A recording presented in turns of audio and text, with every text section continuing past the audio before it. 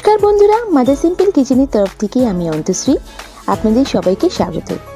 নতুন দিনে নতুন রেসিপি নিয়ে আমি আবার হাজির হয়ে গেছি। আজকে আমাদের রেসিপি ক্রিসপি স্পাইসি চিকেন। হ্যাঁ বন্ধুরা, আমরা রেস্টুরেন্টে গিয়ে তো এইসব ডিশেস খাই, কিন্তু সেটা যদি অনায়াসে আমরা বাড়িতে বানিয়ে নিতে পারি তাহলে খারাপ কি বলুন। আজকে আমি এই রেসিপিটি আপনাদের সঙ্গে শেয়ার করছি। দেখেই বুঝতে পারছেন কতটা সুন্দর হয়েছে। আমার রেসিপিটা যদি ভালো লেগে থাকে প্লিজ লাইক করবেন, আর নতুন বন্ধুরা সাবস্ক্রাইব করে আমার পাশে থেকে যাবেন। চলুন দেখে নেওয়া যাক রেসিপিটা। এখানে আমি বোনলেস চিকেন নিয়েছি 600 গ্রাম। এটাকে ছোট ছোট কিউব আকারে কেটে নিয়েছি। এরপর আমি এখানে অ্যাড করছি 2 চামচ মতন কর্নফ্লাওয়ার, 4 চামচ ময়দা, আর আমি এখানে দেব 1 চামচ আদা রসুন বাটা।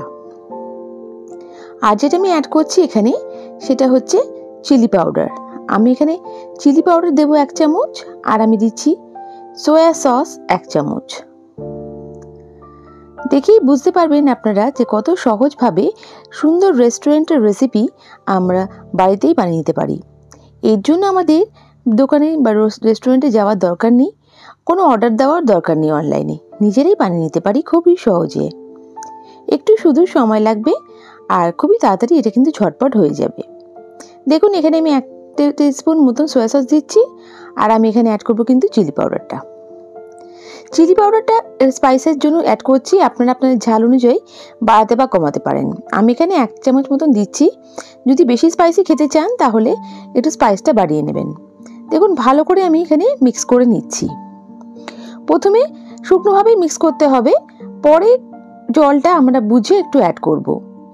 যদি মনে হয় জলটা দরকার তখন আমি জলটা অ্যাড করছি। এখানে আমি অল্প জল হাতের সাহায্যে এখানে দিয়ে দিচ্ছি।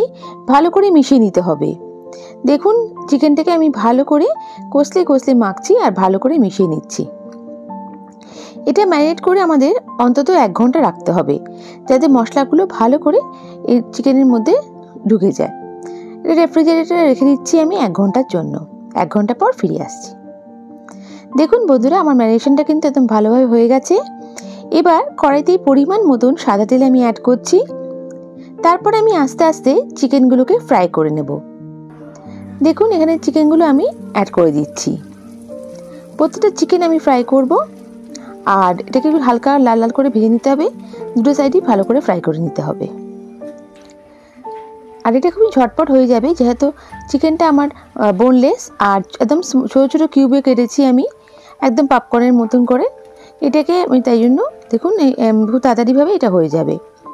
আর এটা কিন্তু আমার কোনো গ্রেভি হবে না, এটা স্টার্টার হিসেবেও খেতে পারেন বা সাইড ডিশ হিসেবেও খেতে পারেন। আর এটা খুবই স্পাইসিভাবে করছি, আর খেতেও কিন্তু দারুণ হয়। দেখুন আমি এটা তুলে রাখছি। এবার আমি এর জন্য একটা সস করে নিচ্ছি। এখানে আমি কাঁচা লঙ্কা কিছুটা অ্যাড করব। এখানে আমি 4টে কাঁচা লঙ্কা চপ করে নিয়েছি। ঝালটা যেরকম আপনারা খাবেন সেই আন্দাজে কিন্তু অ্যাড করবেন। এখানে যেটা স্পাইসি তাই আমি ঝালটা একটু বেশি দিচ্ছি। এখানে আমি অ্যাড করছি 1 চামচ আদা রসুন বাটা, দিয়ে ভালো করে একটু ভাজা ভাজা করে নিচ্ছি। যখন সুন্দর একটা ঘ্রাণ আসবে তারপর আমি এখানে অ্যাড করে দেব পেঁয়াজ শাকটা। পেঁয়াজ শাকের যে পেঁয়াজের অংশটা সেটা আমি কিন্তু এখানে অ্যাড করব। আমি এখানে বেশ গোল রিং রিং করে কেটে নিয়েছি পেঁয়াজ শাক। কিছুটা এখানে 200 গ্রাম মতন পেঁয়াজ শাক ছিল, সেটা আমি যেটা ফার্স্ট পেঁয়াজের পোর্শনটা আমি প্রথমে অ্যাড করছি। পরে রান্নায় আমি পেঁয়াজের যে শাকটা সেটা আমি অ্যাড করব। দেখুন আমি অ্যাড করেছি। আর ক্যাপসিকাম আমি লম্বা লম্বা স্লাইস করে কেটেছি, সেটা আমি এখানে অ্যাড করে দিলাম। এখানে আমি 1টা ক্যাপসিকাম নিয়েছি। দেখুন একটু ভালো করে একটু জাস্ট টস করে নিচ্ছি। খুব বেশি কিন্তু এটা ভাজা যাবে না, তাহলে সগি হয়ে যাবে আর ভালো লাগবে না খেতে। দেখুন আমি দিচ্ছি। এবার আমি এখানে অ্যাড করে দেব আস্তে আস্তে সস। এখানে আমি 2 টেবিলস্পুন মতন চিলি সস অ্যাড করলাম, 2 টেবিলস্পুন মতন টমেটো কেচাপ অ্যাড করলাম, 2 টেবিলস্পুন মতন সয়া সস অ্যাড করলাম। দেখুন আর যেটা আমি অ্যাড করব পরে আমি অ্যাড করব এখানে চিলি পাউডার। চিলি পাউডারটা কিন্তু ঝালের জন্য, যেহেতু আমি স্পাইসি বানাচ্ছি তাই জন্য এটা আমি চিলি পাউডার এখানে অ্যাড করব। দেখুন ভালো করে প্রথমে আমি এখানে মিক্স করে নিচ্ছি। এখানে আমি 1 চামচ মতন চিলি পাউডার অ্যাড করছি। একই কথা বলছি যে যদি আপনারা ঝালটা বেশি পছন্দ করেন কিন্তু এখানে এই স্টেজে ঝালটা বাড়িয়ে নিতে পারেন। দেখুন আমি এখানে অ্যাড করে দিলাম, আর কালারটা কতটা সুন্দর এসছে দেখেই বুঝতে পাচ্ছেন। আর এটা কিন্তু খেতে খুবই টেস্টি হয়। এখানে আমি চিকেন যে ফ্রাইড পপকর্নগুলো মানে চিকেন ভাজা যেগুলো আছে সেগুলো আমি অ্যাড করে দিচ্ছি। দেখুন আমি এখানে অ্যাড করে দিলাম। এখানে চিকেনগুলো একদম ছোটো ছোটো পপকর্নের মতন কেটেছি, তাই আমি চিকেন পপকর্ন বলছি। এখানে দেখুন বেশ ভালো করে আমি একটু মাখিয়ে নিচ্ছি। এবার আমার যেটা অ্যাড করতে হবে সেটা হচ্ছে পেঁয়াজ শাক। পেঁয়াজ শাক যেটা পোর্শনটা ছিল আমার কাছে অর্ধেকটা, মানে আমি তো ওখানে পেঁয়াজটা অ্যাড করেছি, পেঁয়াজ শাকের পেঁয়াজের সে গ্রিন পোর্শনটা সেটা আমি এখানে অ্যাড করে দেবো। এটা বেশ কিছুটা অ্যাড করে দেবো। আর এখানে কিন্তু নুনটা আপনারা দেখে নেবেন, আমি এখানে নুনটা অ্যাড করছি না, যেহেতু সসে কিন্তু পরিমাণ মতো নুন আছে। যদি আপনাদের মনে হয় একটু নুন অ্যাড করবেন, অ্যাড করতে পারেন। এখানে দেখুন পেঁয়াজ শাকটা অ্যাড করে দিয়েছি। এবার ভালো করে একটু মিক্স করে নিচ্ছি।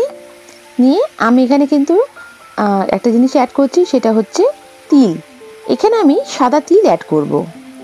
হ্যাঁ বন্ধুরা, সাদা তিলটা অ্যাড করার জন্য আমার একদম পুরো ক্রিসপি চিকেনটা যেটা হবে, স্পাইসি চিকেনটা একদম কিন্তু রেস্টুরেন্টের স্টাইলের হচ্ছে। দেখেই বুঝতে পারছেন কতটা লোভনীয়, কতটা সুন্দর হয়েছে। দেখেই মনে হচ্ছে না খেয়ে নিই। হ্যাঁ বন্ধুরা, একদম আমার রেসিপিটা কিন্তু রেডি। দেখুন আমি এটা সার্ভ করে দিচ্ছি। বন্ধুরা, আমার এই রেসিপিটা কেমন লাগলো আমায় কমেন্ট করে নিশ্চয়ই জানাবেন। আর বন্ধুরা, আপনাদের মিষ্টি মিষ্টি কমেন্টসের জন্য অসংখ্য ধন্যবাদ। আমি সত্যিই মোটিভেট হচ্ছি, আমার কাজে আগ্রহ বাড়ছে। আর বন্ধুরা, আপনারা যদি চান কোনো নিত্য নতুন রেসিপি আপনাদের জন্য ট্রাই করি, অবশ্যই আমাকে কমেন্ট বক্সে মেনশন করবেন, আমি নিশ্চয়ই চেষ্টা করব। দেখুন আমি পুরো এটা সার্ভ করে দিয়েছি, আর আমার একদম রেসিপিটা পুরো রেডি। নেক্সট রেসিপি নিয়ে আমি আবার হাজির হয়ে যাব। আপনারা সবাই ভালো থাকবেন, সুস্থ থাকবেন। বাই। Thank you.